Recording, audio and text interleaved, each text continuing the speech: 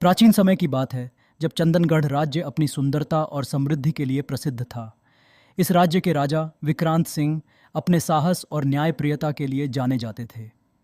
विक्रांत न केवल युद्ध कौशल में निपुण थे, बल्कि वे अपनी प्रजा के दिलों में बसते थे। लेकिन उनकी जिंदगी में एक खालीपन था, प्यार का। दूसरी ओर पड़ोसी राज्य महकपुर की राजकुमारी रिद्धिमा अपनी बुद्धिमत्ता और सादगी के लिए प्रसिद्ध थीं। रिद्धिमा का दिल इतना बड़ा था कि वह गरीबों और बेसहारों की मदद करने के लिए अपने महल की सीमाओं को लांघ जाती थी। पहली मुलाकात चंदनगढ़ और महकपुर के बीच मैत्री संबंधों को और प्रगाढ़ करने के लिए एक उत्सव का आयोजन किया गया। यह उत्सव महकपुर में हो रहा था, जहां चंदनगढ़ से राजा विक्रांत को विशेष रूप से आमंत्रित किया गया था। राजा विक्रांत अपनी सेना और मंत्रियों के साथ महकपुर पहुंचे। उत्सव में बड़े बड़े व्यापारी, कलाकार और राजघराने के सदस्य उपस्थित थे। जैसे ही राजा विक्रांत उत्सव स्थल पर पहुंचे, उनका ध्यान मंच पर नृत्य करती एक सुंदर स्त्री पर गया। वह राजकुमारी रिद्धिमा थीं, जिन्होंने राज्य की संस्कृति को प्रदर्शित करने के लिए नृत्य का प्रदर्शन किया। उनके नृत्य की हर मुद्रा में एक अद्भुत आकर्षण था, जिसने विक्रांत का मन मोह लिया। नृत्य समाप्त होते ही राजा विक्रांत ने उनकी प्रशंसा करते हुए कहा, ऐसा लगता है जैसे कोई अप्सरा स्वर्ग से उतरकर हमारे बीच आई हो। यह सुनकर राजकुमारी रिद्धिमा ने मुस्कुराते हुए कहा, महाराज, यह तो हमारे राज्य की संस्कृति है। हमें खुशी है कि आपको यह पसंद आया। दोस्ती की शुरुआत। इस उत्सव के दौरान विक्रांत और रिद्धिमा कई बार मिले। रिद्धिमा की सादगी और बुद्धिमत्ता ने विक्रांत को गहराई तक प्रभावित किया। उन्होंने महसूस किया कि रिद्धिमा केवल एक राजकुमारी नहीं, बल्कि एक ऐसी स्त्री हैं जो अपने विचारों और कर्मों से दूसरों के दिल जीत लेती हैं। उत्सव के आखिरी दिन जब दोनों एक बगीचे में टहल रहे थे, विक्रांत ने रिद्धिमा से कहा, राजकुमारी, आपकी सोच और व्यक्तित्व ने मुझे बहुत प्रभावित किया है। क्या हम दोस्त बन सकते हैं? रिद्धिमा ने जवाब दिया, मित्रता का हाथ बढ़ाने वाले राजा का निवेदन ठुकराना तो असंभव है। कठिनाई का आगमन। चंदनगढ़ लौटने के बाद राजा विक्रांत ने महसूस किया कि उनका दिल महकपुर में ही रह गया है। लेकिन उनके मंत्रियों ने एक नई समस्या का जिक्र किया। पास के राज्य कालीगढ़ का राजा अजय सिंह महकपुर पर हमला करने की योजना बना रहा था। विक्रांत ने तुरंत निर्णय लिया कि वे महकपुर की मदद करेंगे। उन्होंने एक गुप्त संदेश भेजकर रिद्धिमा और उनके पिता राजा हरिदेव को सतर्क किया। रिद्धिमा ने इस मदद के लिए विक्रांत का धन्यवाद किया और कहा, आपने यह साबित कर दिया कि सच्चा मित्र संकट में साथ देता है। पहले भाग का समापन। राजा विक्रांत ने कालीगढ़ की सेना को हराने के लिए रणनीति बनाई और महकपुर के साथ मिलकर युद्ध की तैयारी शुरू कर दी। इस दौरान विक्रांत और रिद्धिमा की मित्रता और गहरी हो गई। लेकिन विक्रांत अब यह समझ चुके थे कि यह मित्रता से बढ़कर कुछ है। चंदनगढ़ और महकपुर के बीच मित्रता के नए आयाम जुड़ चुके थे। राजा विक्रांत ने कालीगढ़ के राजा अजय सिंह की योजना को विफल करने के लिए अपने सबसे कुशल सेनापति भेज दिए थे। इस बीच राजा विक्रांत खुद महकपुर गए ताकि युद्ध की तैयारियों पर चर्चा कर सकें। राजमहल में रिद्धिमा और विक्रांत महकपुर पहुंचने पर राजा हरिदेव ने विक्रांत का भव्य स्वागत किया। राजमहल की छत से रिद्धिमा ने देखा कि विक्रांत अपनी पूरी सेना के साथ महल में प्रवेश कर रहे हैं। उनकी आंखों में एक चमक थी जो बताती थी कि वह केवल युद्ध के लिए नहीं, बल्कि किसी खास के लिए आए हैं। राजमहल के बगीचे में रात के समय विक्रांत और रिद्धिमा एक बार फिर मिले। चांदनी रात में दोनों अकेले टहल रहे थे। विक्रांत ने अपने दिल की बात कहने की ठानी।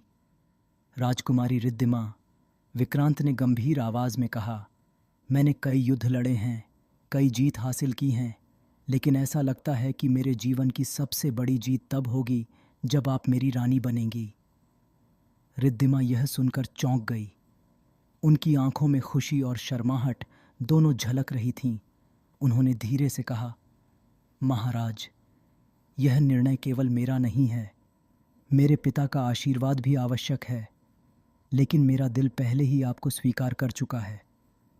शादी की चर्चा अगले दिन राजा विक्रांत ने राजा हरिदेव से रिद्धिमा का हाथ मांगा। राजा हरिदेव ने कुछ पल सोचा और कहा, महाराज विक्रांत, आप एक महान राजा और सच्चे मित्र हैं। मुझे खुशी होगी अगर मेरी बेटी आपकी रानी बने, लेकिन इससे पहले हमें कालीगढ़ की चुनौती का सामना करना होगा। शादी की बात पूरे महल में फैल गई। दोनों राज्यों में उत्सव का माहौल बनने लगा। लेकिन इसी बीच कालीगढ़ से एक बुरी खबर आई।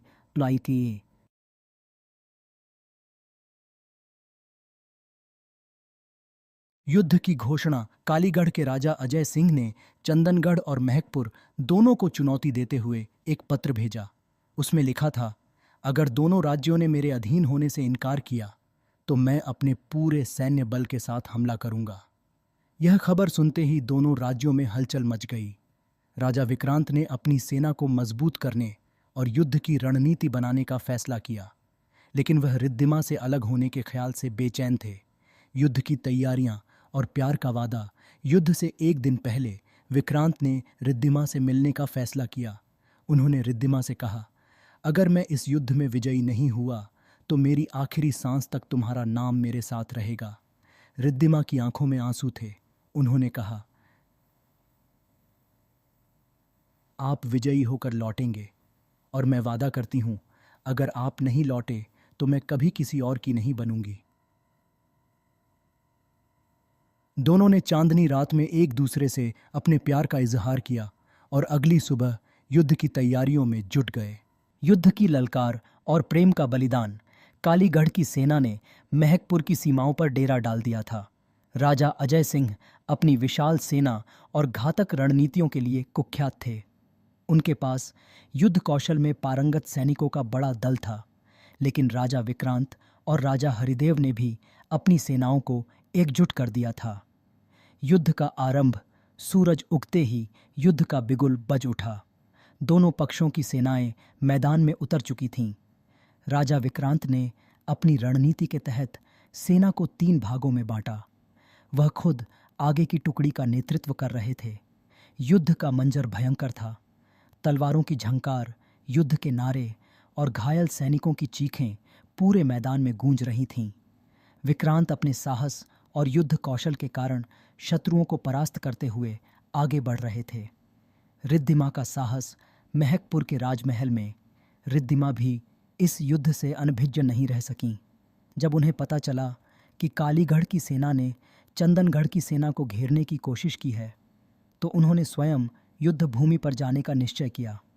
रिद्धिमा ने अपनी दासियों से कहा, मैं राजा विक्रांत और अपने राज्य के लिए कुछ भी कर सकती हूँ। अगर यह मेरा आखिरी निर्णय भी हो तो मैं पीछे नहीं हटूंगी। रिद्धिमा पुरुष वेश में घोड़े पर सवार होकर गुप्त मार्ग से युद्ध क्षेत्र की ओर निकल पड़ी। युद्ध का निर्णायक मोड़। युद्ध के तीसरे दिन राजा विक्रांत और उनकी सेना ने कालीगढ़ की मुख्य टुकड़ी को परास्त कर दिया, लेकिन अजय सिंह ने धोखे से हमला करवाकर विक्रांत को घायल कर दिया। विक्रांत ने अपने जीवन की परवाह किए बिना लड़ाई जारी रखी। उसी समय रिद्धिमा मैदान में पहुंची। जब उन्होंने विक्रांत को घायल देखा तो उनका हृदय टूट गया। वह तुरंत उनके पास गईं और कहा, महाराज, आप हिम्मत मत हारिए, आपकी जीत निश्चित है। की ओर देखते हुए कहा, रिद्धिमा, अगर मैं इस युद्ध में नहीं बचा तो तुम्हें वादा करना होगा कि तुम मेरी जगह इस राज्य का भविष्य संवारोगी।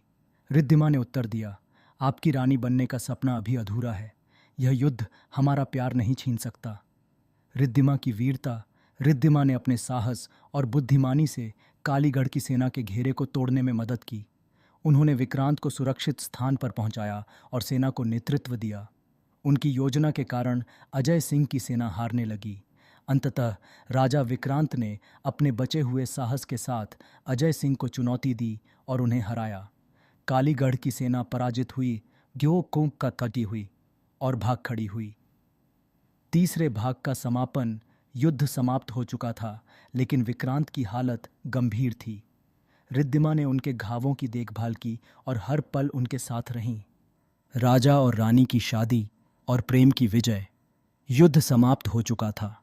चंदनगढ़ और महकपुर की संयुक्त सेना ने कालीगढ़ की ताकत को कुचल दिया था। राजा विक्रांत और रिद्धिमा की वीरता की चर्चा पूरे राज्यों में हो रही थी। हालांकि युद्ध में घायल विक्रांत को अब भी पूरी तरह ठीक होने में समय लग रहा था। विक्रांत की हालत राजमहल के भीतर, रिद्धिमा दिन रात राजा विक्रांत की देखभाल कर रही थीं। विक्रांत के घाव गहरे थे, लेकिन उनका हौसला अटूट था।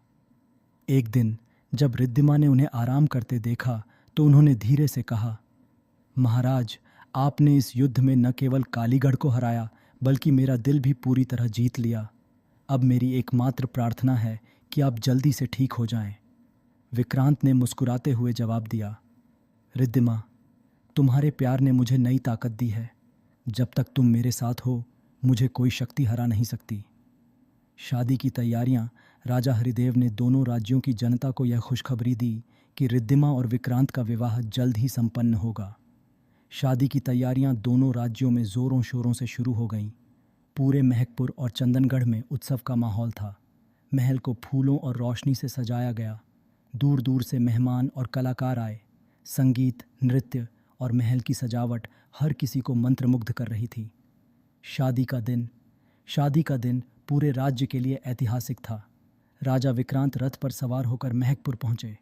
उनके साथ चंदनगढ़ की पूरी सेना और प्रजा का हुजूम था। राजा हरिदेव ने विक्रांत का भव्य स्वागत किया। मंडप सजाया गया।